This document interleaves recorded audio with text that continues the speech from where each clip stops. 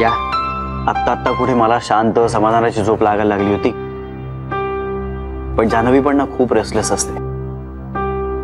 बाळाची वाढ होते ना, त्यामुळे तिला तिच्या स्टाईलने असं झोपताच येत नाहीये. थोडक्यात काय, आई बाबा होणं कठीण, खूप कठीण. आणि तुम्ही मनानं पूर्णपणे तयार नसाल ना तर हा चान्स घेऊच नाही. त्या बाळाचेही हाल आणि तुमचेही हाल. मनीष, तुला सांगतो, मी बाप व्हायला लागल्यापासून ना एक मुलगा म्हणून माझ्या आई वडिलांच्या बाबतीत फार हळवा झालो रे.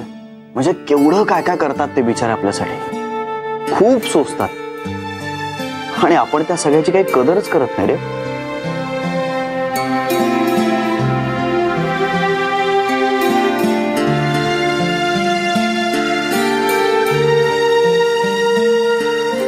अरे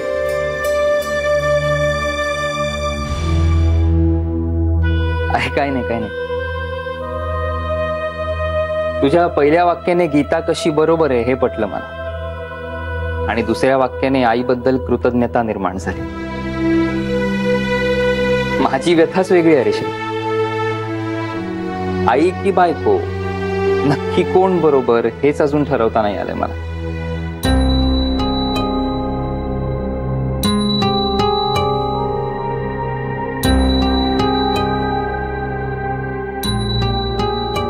आलोच, हे वाचून घे, त्यांना कळवायचं.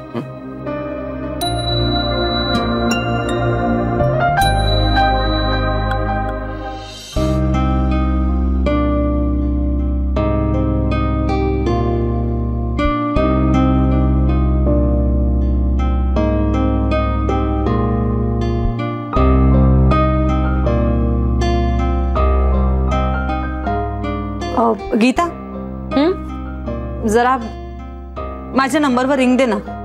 का? फोन चालू आहे का बघायचा आहे, म्हणजे नेटवर्क आहे का. म्हणजे काय? अगं तू रिंग तरी दे ना. देते.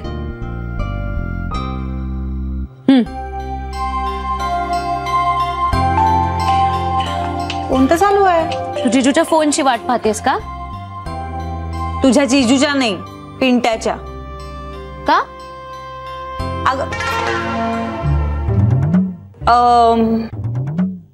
त्याला ऍक्च्युली एक महत्वाचा फोन करायचा होता, आणि मग तो मला फोन करून सांगणार होता. मला आतापर्यंत वाटायचं की दाल में कुछ काला है, पण मला असं वाटतंय की पुरी दाल ही काली है.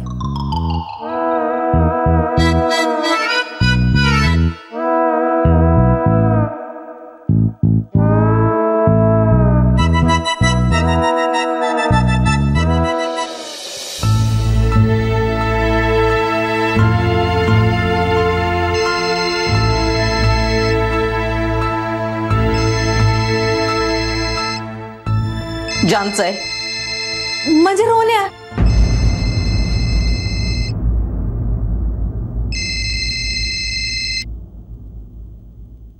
Sunita, I love you. हे बघ, मला माहितीये की तू चिडलीस खूप माझ्यावर, पण सकाळी माझा मूड खूप खराब होता यार. तुला नाही माहिती यार माझी आई किती डेंजर आहे. आमच्या साईत ना तिला महामाया कैदाशीन असं काय काय म्हणतात. कुणीच जात नाही तिच्या वाटेला. त्याच्यामुळे तू आता नको जाऊस ना तिच्या वाटेला, प्लीज. नको पडूस या सगळ्यात.